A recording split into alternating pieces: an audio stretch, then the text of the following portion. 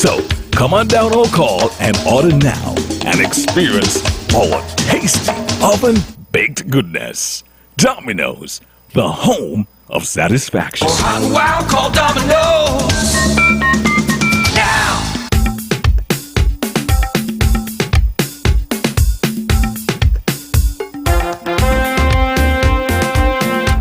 It's 8:30 in the studio, and we're ready for another edition of On the Road for today, May 17th. That's Wednesday, May 17th, pardon me, 2023. In the studio with me, I have Inspector Phibbs. How are you doing this morning? Good morning, all. I'm good.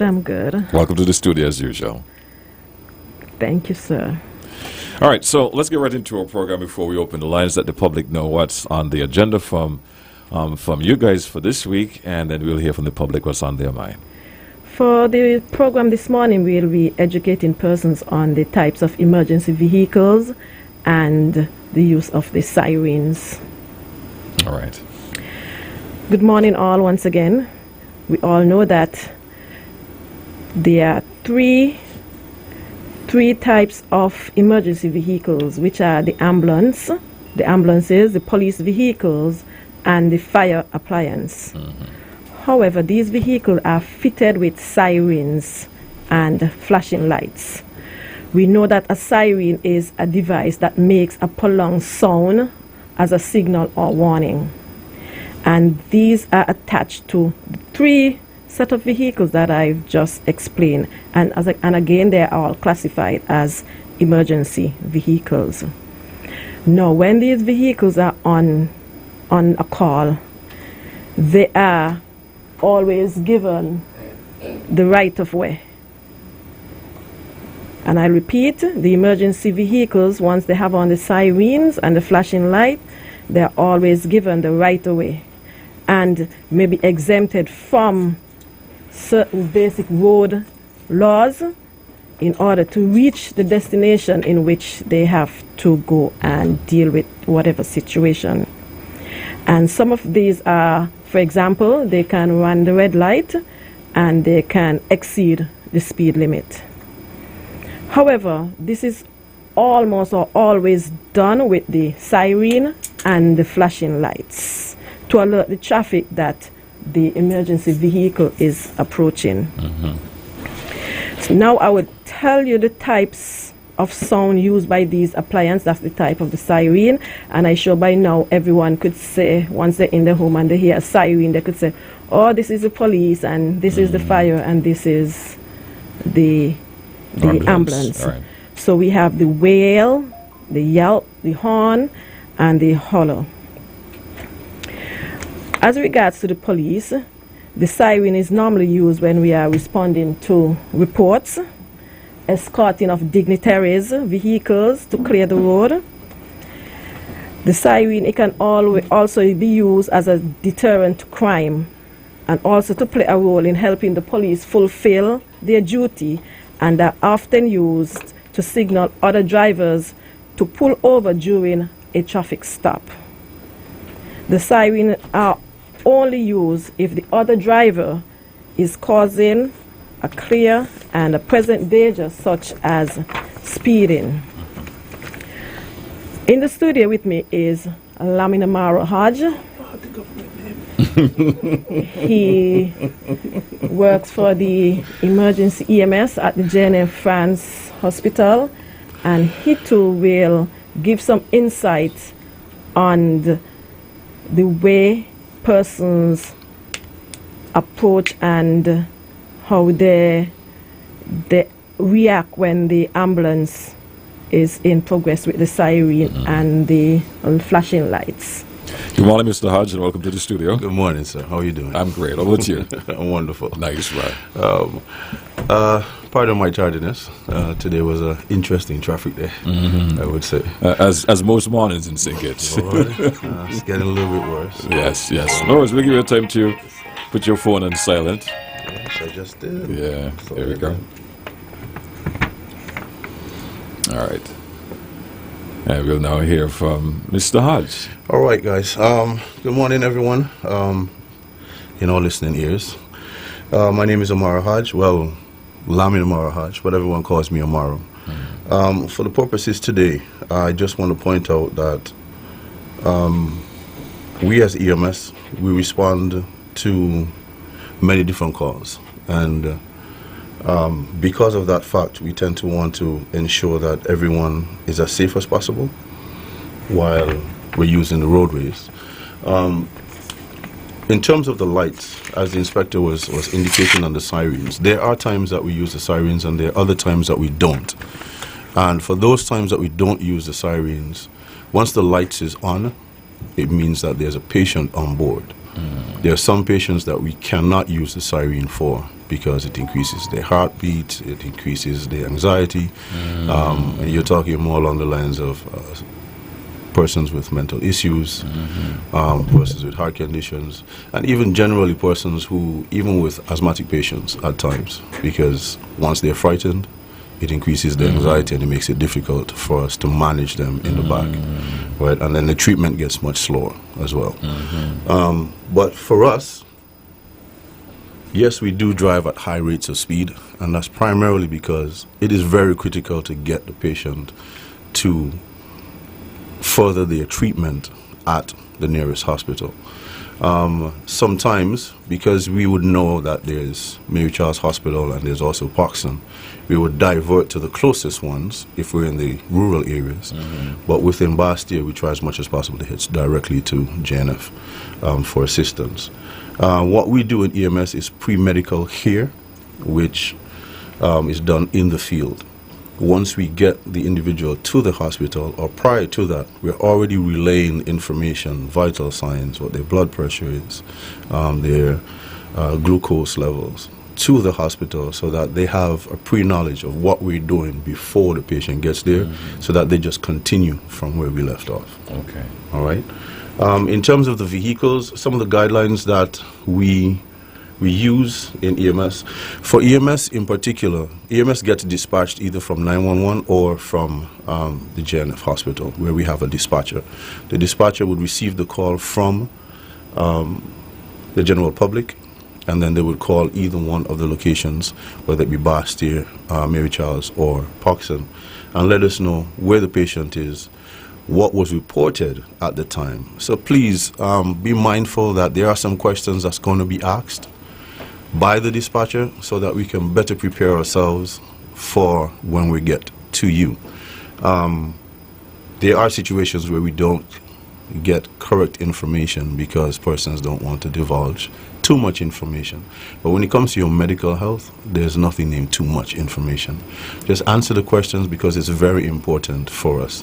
And then that is also information that we're also relaying to the hospital for when we get back to the hospital so they can continue their treatment. Right, and prepare as well. So, yes. For example, instead of waiting, being up in arms, not knowing who they're going to deal with, if it's a patient who got shot, or an asthma patient, or a patient with heart attack, or whatever, now they know so they can prepare for where exactly. it's coming in, right? And one of the things that you pointed out, in particular for asthma patients, some persons have a pump and they don't use it, and some persons do.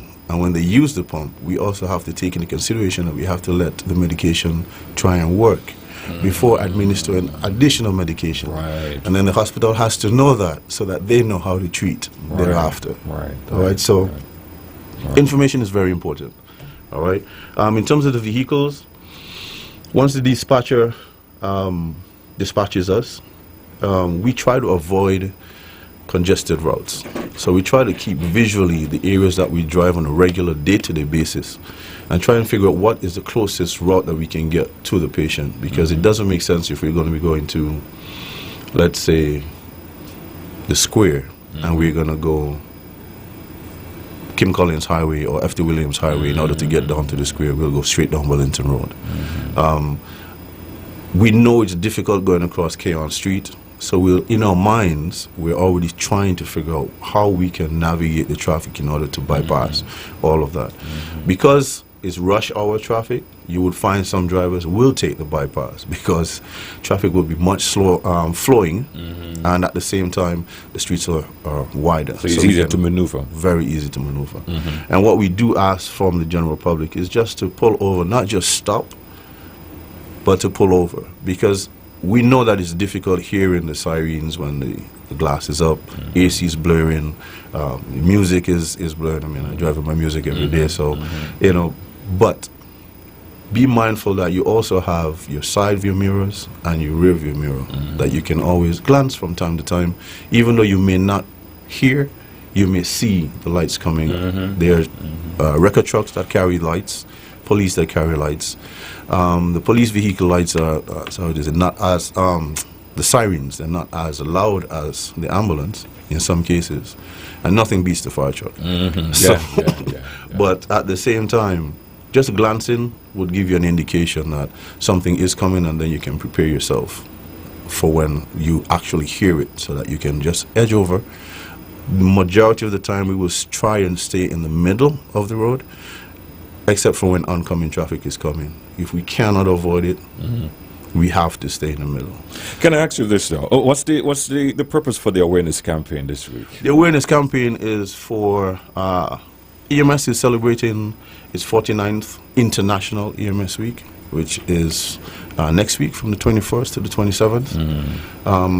And we're pretty much going to be out in the public, at schools, having a church service this coming Sunday at Reformation Church, up at Taylor's. Okay. Monday we're going to be having some more interviews, and Tuesdays we're going to be at the primary schools. We have 3 schools, 2 in the rural area and 1 in Bastille. On Thursday we're going to be doing the secondary schools, similar, 2 in the rural and 1 in Bastille. And on Wednesday we're going to have an exhibition at the circus. I mean at the square, sorry. At the square, okay. Yeah, just opposite National Bank. At that exhibition we're asking the general public to come out, and we're trying to give tips, whether it be CPR, stuff like that, and we'll have items there that you can also practice as well, and we'll also walk you through the process of some of the things. Summer is coming up, and we do have to take into consideration the children are going to be out of school. They are going to go to the beach, and EMS, lifeguards, they're not on the beach. So some small life-saving tips that we can give to persons that can actually assist us, so that by the time we get there, we can continue the process. All right, so these are some of the things that we would like to impart to the general public on the Wednesday. On the Friday, before we move on to the Friday, at the square, what time is it going to be starting? From 10 to 3. 10 to 3, okay, Yeah. great. And then on the Friday, we're just going to try and disrupt traffic just a little bit with the blessing of traffic, just to have a mini motorcade. Not going to be too long. You have the right person next to you to ask. I'm pleading. But outside of that, then we're going to have a little rest day on Saturday, and then we're going to have an appreciation dinner on the Sunday. Nice. And that will round it out. Nice. But here on St. Kitts, EMS actually started in December. So, do you know the year? 1999. Okay. Yeah, the 19th. Okay. Yes, the 19th of December, 1999. So the 13th. 1-3? 1-3. Yes, 1-3. Okay. So at that point, we're gonna just have some things that we're planning for that, because that will be the 24th year. Yes. 24th year of EMS existing on St. Kitts. Okay. So we're pretty much, we know that... You said St. Kitts. Do you mean St. Kitts and Nevis? St. Kitts Nevis, yes. Okay. Yeah, St. Kitts Okay, Nevis. okay. Because originally it started from just an ambulatory service where you just pick up, load, and go. But what we do is very different. There are times that we will do that depending on the patient's presentations. But outside of that, we do have to administer treatment prior to getting to the hospital. I'm going to open the lines now. Maybe just want to have some questions for you. All right, 465-2555. In the meantime, while I wait for the calls, Inspector Phipps? Yes, and just to let the general public know, not because the driver of these vehicles and because they're emergency vehicles, if they show reckless and disregard the safety of others, they too can be prosecuted. Very true. Let's take this call. Hey, good morning, you're live. Hello, GQ. Good morning. This is your buddy Sonny Boy calling from New York. So hello. Good morning, Sonny Boy. I know I cannot make this comparison because I think this is a small island and the United States is the richest and probably the best country in the world. But I think the EMS and the fire department should look at videos of New York City Fire Department is in operation. They are very efficient because they saved my life a couple of times. And sometimes when they come to get you, they have all this equipment on the ambulance, and they could be in contact with the hospital while you are the patient. So I think they should look at some of those videos from New York City and enhance that into the teaching and the training of the EMS and the fire department. That's just my suggestion. All right. Thank you. All right. Thank you for calling, Sonny Boy. Mr. Hodge? Well, thank you very much, sir. But the suggestion is taken on board, and definitely that is things that we do generally. But there's in-person training is always the best. I mean, you can look at it, but the intricacies of it and the equipment, we are not exposed to some of the equipment that they use, but we do have some similar equipments that we use here as well. But we have no problems with doing that. Both the US, the UK, and Canada, individuals do try and continue because EMS is a continued learning process. So that is not a problem. All right. Good morning. You're live. Hey, good morning. GQ? Yes, good morning, sir. Yeah, good morning to you and the officer and the young man there from the EMS. Morning, sir. You know, for years, people have been talking about, I mean, he was saying that he's trying to avoid some of the streets, like, you know, like in Bassi and so on, to get around or whatever.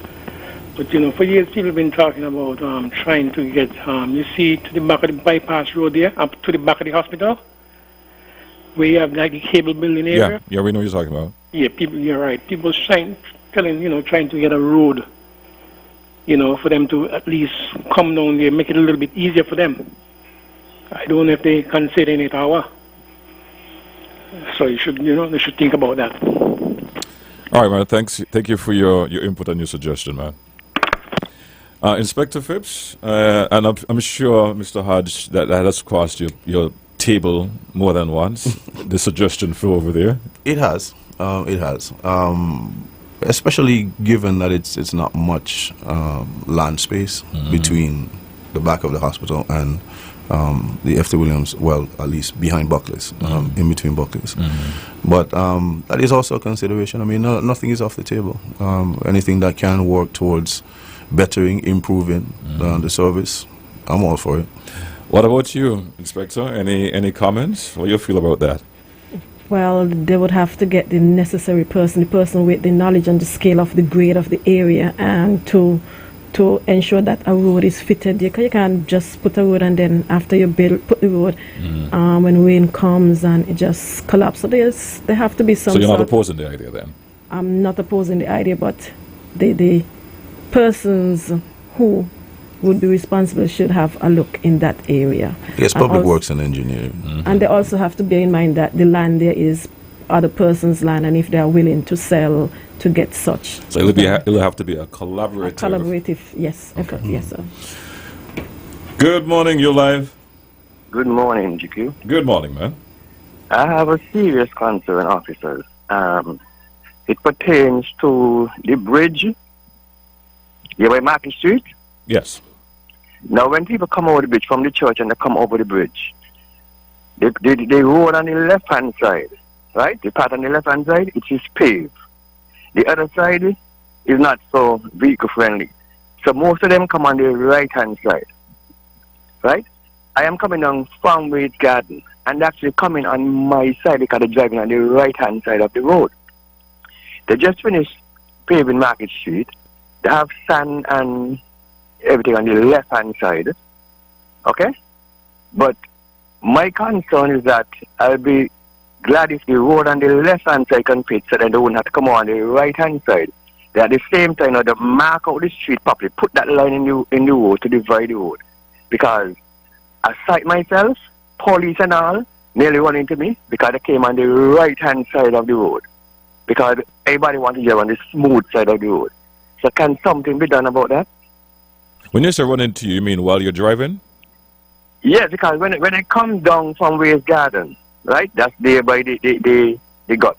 Yeah. Right? Coming down, they come over the bridge, but they ain't keeping left because that road over there is not so good. So on the right hand side, because the part on the right hand side is a smooth path. So they're coming on the right hand side. right? And it's happening every single day. I don't want somebody knock me now. They say, see, oh, he spoke about it.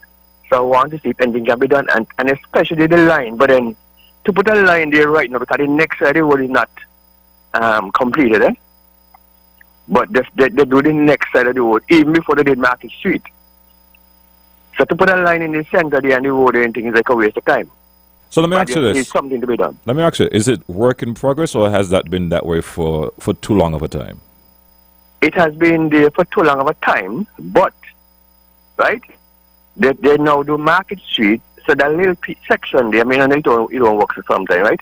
Had they done that and then they put a line in the road, then problem starts to speak.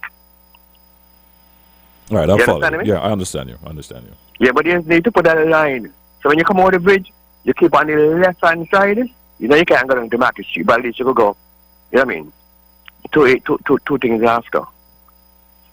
All right, okay. Well, thank you for raising that. I just need a line in the street to divide the road, and I just need people to stop driving on the right-hand side of the road because there will be an accident soon. All right, man. Thank you very much. You're most welcome. Inspector? Yes, caller, there been work is still in progress there, and of course you have to wait until the road is cure before you could do any kind of marking there.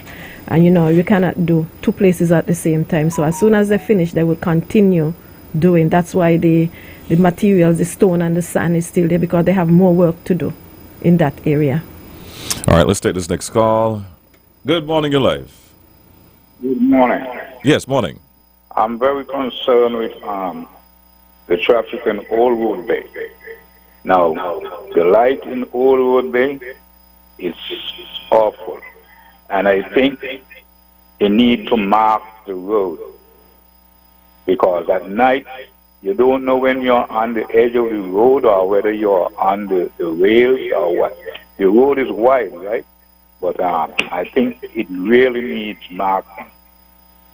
Thank you. And those lights, whoever have the lights, what's supposed to be there, I think the public, the police should go and get the proper lighting for there, because those lights across there is like fireflies.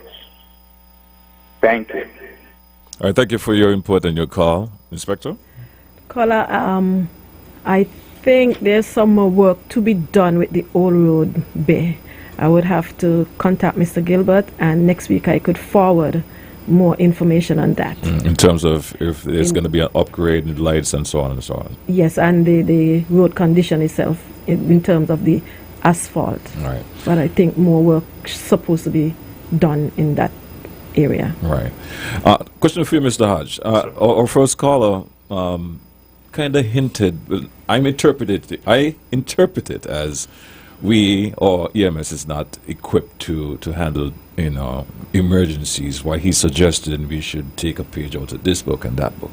Is he necessarily correct? Well, the way that I interpreted it is that the U.S., as he intimated early, one of the richest countries and has much more resources than we do here on St. Kitts, and St. Kitts is such a small island. And I interpreted it that, yes, we do have some equipment. We do not have as much, because if you notice, we don't have helicopter ambulatory service, which would greatly aid some of the things that we do. Because even though St. Kitts is small, we work with what we have, because we have gone to the hills to retrieve persons with the assistance of the fire and police and army in some cases.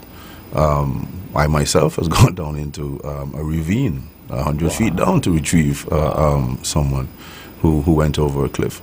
So we work with what we have. The person is alive and well. They received the treatment. They were thankful for their treatment, and we got thank you cards from these individuals that we would have dealt with. So it's not a matter of that. I would say that we would love to have as much equipment as the U.S. has. We love it. We'll embrace it. But besides that, though, we can rest assured that we have adequate equipment for now. But equipment continue to change every year, and as long as our blessed government wants to bring it on. Let it come. I hear you, my friend. I receive it. I hear you, my friend. I hear you, my friend. Yes, go ahead. I'll let you respond. Go ahead. No, but yes, I receive it for real because these are some of the things that will enhance what you're doing. Yeah, we have no qualms about that. We would love having that. Let's take this call. Hey, good morning. You're live. Yeah, good morning. Yes, good morning, chaps. Officer, I'm a inspector. I spoke to this already. I haven't seen nothing being done. I'm speaking to it again. Now, when you come up East Square Street at afternoon during the rush traffic area, yesterday it happened to me, and a couple of days it happened already. You had to be there sometimes for the light to change twice before you're able to get out. That's because people running the red light and from the east going west. I would like for you to put a police there to kind of organize the traffic at least for a while, because when you're coming from down East Square Street, you cannot get out there. The road is blocked off and the light is green and you can't move. You have to wait until the light turns green the other time around.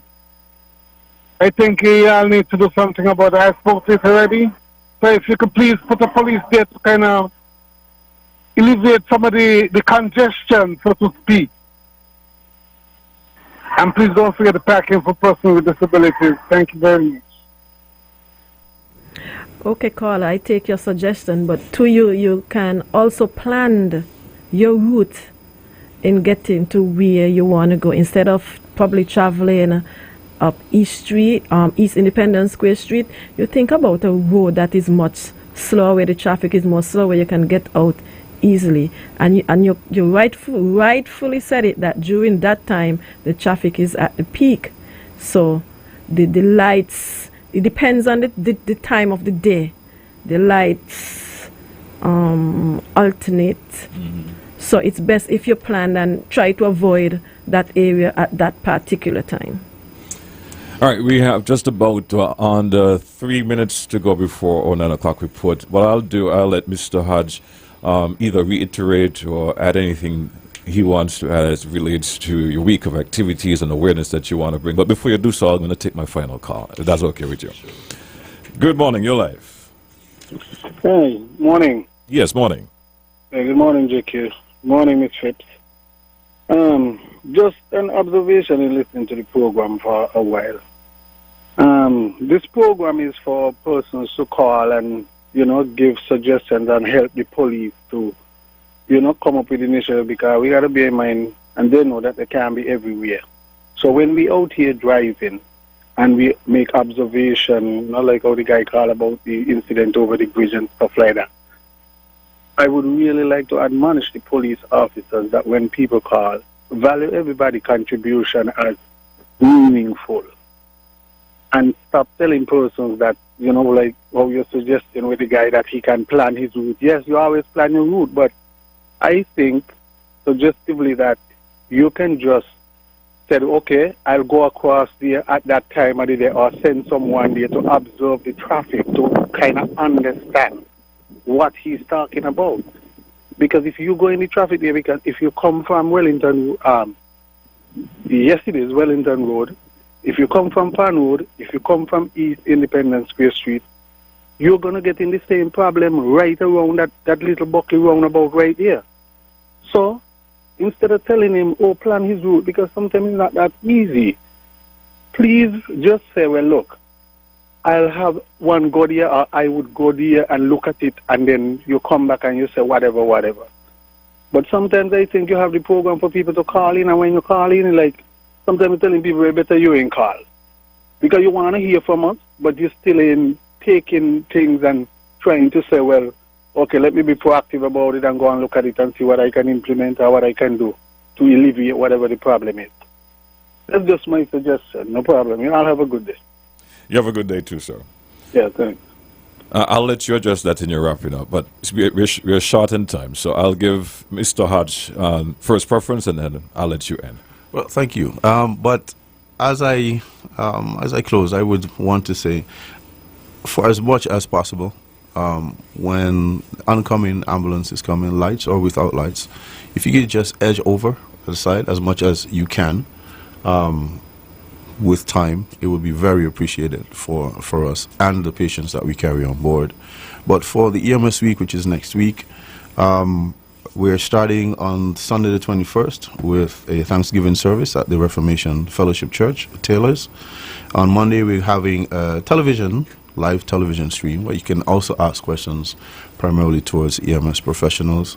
It's going to be on ZLSI television from 8 until 9. On Tuesday, we're going to be at the primary schools, as I mentioned, 3 primary schools. Wednesday, we're going to be in the square from 10 until 3. Thursday, we're going to be at secondary schools. Friday, we're going to have an interview, hopefully, with GQ on Friday morning, hopefully. And we'll have a mini motorcade, all's well, in the afternoon, hopefully around 3:30. Between 3 and 3:30, through the streets of Bastyr. And on Sunday, we'll have an appreciation day for the staff and family members. Thank you for using our platform to get a word out. And on behalf of the staff and management here, we wish you guys all the best as well. Thank you very much. Because we are proud of the same society, right? So, yes. So we want and I want to also appreciate the police for also hosting us, and what we are working hand in hand when it comes to traffic accidents and other related things, emergencies that happens on the island as well. So thank you. You're most welcome. Inspector Phipps, you have the last words. Okay, just to iterate, emergency vehicles are usually given right of way in traffic and may be exempted from certain basic road laws to reach their destinations in the fastest possible time, such as driving to a red light or exceeding the speed limit. And we are appealing to all, whenever you hear the ambulance light, the ambulance siren, the police siren, the fire services siren, please pull to the left, not just stop as Mr. Hodge has indicated.